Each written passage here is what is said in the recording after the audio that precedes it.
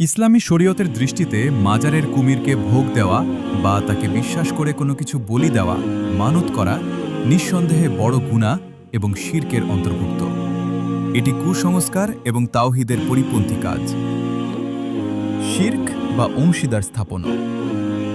একমাত্র আল্লাহ তাআলাই উপকার বা অপকার করার ক্ষমতার মালিক। কুমির বা অন্য কোনো সৃষ্টিকে আল্লাহর সমকক্ষ মনে করে মানত করলে বা খাবার দিলে তা আল্লাহর সাথে শিরিক করা হয়, যা ক্ষমার অযোগ্য পাপ যদি তাওবা না করে মারা যায়।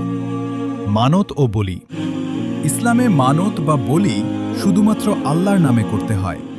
অন্য কারো উদ্দেশ্যে বা কোনো অশুভ শক্তিকে শান্ত করতে প্রাণী জবেহ করা হারাম, এবং এটি জাহেলি যুগের কাজের অন্তর্ভুক্ত জীবন্ত প্রাণী খাওয়ানো। মাজারে জীবন্ত হাঁস মুরগি নিয়ে গিয়ে কুমিরের খাবারের জন্য দেওয়া যাতে মানতকারীর মনের আশা পূরণ হয়, এটি একটি কুসংস্কার। ইসলামে কোনো পশুকে তার স্বাভাবিক খাবার ছাড়া এভাবে কষ্ট দিয়ে খাওয়ানো অনুচিত, ভ্রান্ত বিশ্বাস।